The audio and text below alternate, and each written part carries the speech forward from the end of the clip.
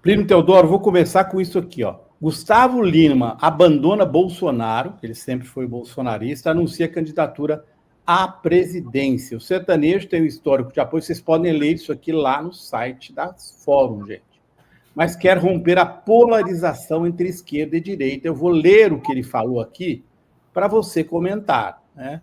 O Brasil precisa de alternativas. Estou cansado de ver o povo passar necessidades sem poder fazer muito para ajudar. Eu mesmo enfrentei muitas dificuldades na vida, mas aproveitei as oportunidades que recebi. Vim de uma condição bastante humilde. Cheguei a perder 3 dentes, mas, claro, tive condições de me tratar, condição que muita gente não tem. Ou seja, todo mundo embarcando, né, meio na linha do Lula, né, de se apresentar como um cara que sofreu quando era infância. Só que Gustavo Lima, quem é esta figura para ser candidato? O que está por trás disso, Plínio? Pois é, né, Zé? É o que e quem está por trás disso, viu? Acho que tem 2 pontos aí que são importantes a gente colocar. Uma é o seguinte, o Gustavo Lima, ele estava no centro de uma investigação, está no centro de uma investigação sobre lavagem de dinheiro para as chamadas bets. A gente sabe o que envolve todo esse esquema de bets. Inclusive, houve uma regulamentação pelo governo federal desses sites de aposta online e, em princípio, não foi colocado a bet que o Gustavo Lima seria sócio oculto, inclusive levando pessoas que foram presas naquela operação da Polícia Federal, naquele mega aniversário que ele fez em um iate lá na Grécia. E quem que estava nesse iate na Grécia, que viajou junto com o pessoal das bets, foi o senhor Ronaldo Caiado, também um eterno candidato a presidente, né, Zenha? Quantas vezes já viu aí o Caiado anunciar a candidatura à presidência? Ele chegou a concorrer, inclusive, se não me engano, em 89, né, que ele foi eliminado ali logo no primeiro turno. Mas existe uma estratégia por trás disso. Mas vamos começar do começo, né? Acho que é interessante a gente trazer esses bastidores para que as pessoas tenham um pouco de noção do que está acontecendo na ultradireita, né? Existe uma disputa ferrenha ali na ultradireita. Teve um personagem que entrou em campo no ano passado que já rachou. A grande questão é o seguinte, ninguém mais acredita que o Bolsonaro terá condições de ser candidato à presidência, viu, Zé? Ninguém.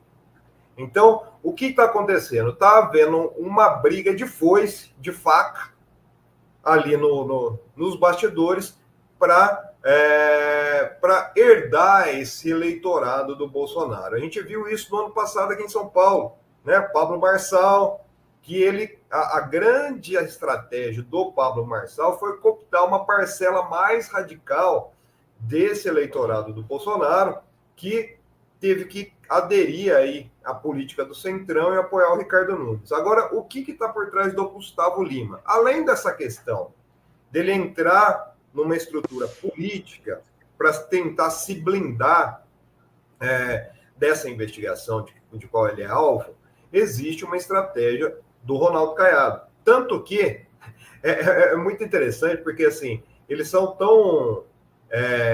não existe nenhum tipo de fidelidade nem entre eles, de lealdade nem entre eles, viu? O Gustavo Lima ligou para o Bolsonaro, viu, Azenha? Na quarta-feira, dia 1º de janeiro, ligou para ele e falou assim, presidente, eu sou candidato, você candidato ao Senado. Inclusive, ele estava negociando isso diretamente com o PL, né? Só que ontem ele soltou essa aí e as informações que acabam surgindo aí é que isso faz parte de uma grande estratégia do Ronaldo Caiado. O Ronaldo Caiado foi quem fez a ponte entre Gustavo Lima, o mundo sertanejo lá de Goiás, que, aliás, é interessante a gente ver isso também, viu, Azenha? Porque eu conversei um dia com o professor Luiz Carlos Petri, e o professor Luiz Carlos Petri, que é um psicanalista, uma pessoa que tem um olhar diferente para a sociedade, ele chamou a atenção por uma coisa.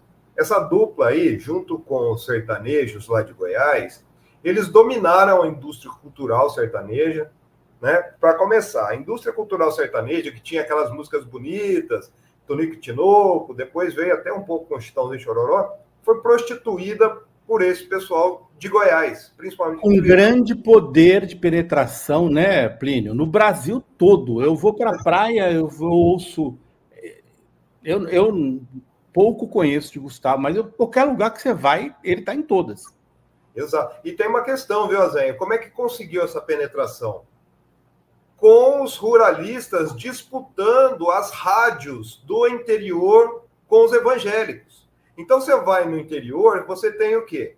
Rádio que toca sertanejo de dia e à noite tem programa evangélico. Basicamente é isso. Então, dominou, criou-se uma estrutura, inclusive de agências, né? Essas rádios replicam muito esses sites de notícias, né? Que na verdade são da ultradireita, para esse interior. E nisso, essas figuras, como Gustavo Lima, ganharam força. Mas é interessante que ele ligou para o Bolsonaro e falou que ia ser candidato ao Senado. Então, a estratégia, o que é? É nacionalizar Goiás. Né? Existe ali um acordo. É interessante que o Gustavo Lima se colocou nessa entrevista como uma pessoa para romper a polarização entre direita e esquerda. Isso, ele é o famoso, Plínio, desculpe interrompê-lo, mas ele é o famoso candidato de centro, lembra? O Aécio já foi. A direita sempre inventa o candidato do meio. Na verdade, todos querem aí buscar esse espaço no centrão. E é interessante, viu, Azem? Porque assim, além do PL, ele estava negociando com quem? Com a União Brasil, que é o partido do Caiado, né? Então, e também com progressistas do Ciro Nogueira, que é ex-ministro da Casa Civil do Bolsonaro, mas que já rifou a candidatura do Bolsonaro também. O Ciro Nogueira não acredita na candidatura do Bolsonaro. Então, existe essa briga, né, de foice dentro da ultradireita. O Gustavo Lima se apresentou com essa questão, né? Se a gente pegar essa fala que você colocou aí logo no início aí dele, é uma fala que vai muito ao encontro do que diz, por exemplo, o Pablo Marçal, que também é de Goiás, né? É aquela questão da meritocracia, né? Que, eu consegui, então você também consegue. E daí tem essa questão de que pode ser uma grande jogada do Caiado para nacionalizar o nome e, chegando próxima eleição, lança a candidatura do Gustavo Lima, mas a vice dele. Então, com uma grande estrutura aí já cooptada do bolsonarismo. Então, essa é a grande questão. O Gustavo Lima tem sido tratado já pelos bolsonaristas mais próximos ao ex-presidente como traidor, não pela entrada na política, viu, Azem, mas por ter mentido. Né? Ele começou mentindo, ligou para o Bolsonaro e falou assim: vou ser candidato ao Senado, e ontem soltou essa de candidatura à presidência. Eu acho que é interessante que é um quadro assim, que quanto mais rachada a ultradireita entrar 2025 e 2026, mais vai poder ser exposta, né, aí diante de que faz parte de um jogo político. Né? Essa história de que somos de fora da política, isso aí não cola. Né? Cola para bolsonarista. E só para finalizar, eu estava dando uma olhada nos grupos, viu, Zen? Isso eu acho que é interessante até para você pegar essa análise aí também. Sabe como é que o Gustavo Lima já está sendo chamado? Está rachado. Os grupos de Telegram, de WhatsApp, mas tem uma parcela ali que chama ele de traidor e uma parcela que está chamando ele de nosso Bukele, viu? Já tem uma base do bolsonarismo que está adepta aí à candidatura do Gustavo Lima. Tá fechado aí, Azenha. Você imagina como seria cafona, né? Olha a roupa do Gustavo Lima lá no iate, junto com o Caiado. Caiado acredita na inocência de Gustavo Lima e diz que não conhecia investigados por lavagem de dinheiro que estavam com eles na Grécia, lá no iate, né? Que foi visitado por um ministro do STF, para vocês terem uma ideia. Eu fico preocupado, sabe por quê? Porque o Gustavo Lima, candidato ao Senado, ele se elege. E a estratégia do bolsonarismo, número 1, é tê-lo como aliado. E também acho, viu, Plínio, que a direita vem com uma combinação de 2 candidatos para 2026, como aconteceu aqui em São Paulo. Exato. Você teve aqui o Nunes junto com o Marçal, eles brigaram, etc. e tal, mas o Marçal teve um papel fundamental para destruir a imagem da esquerda no primeiro turno.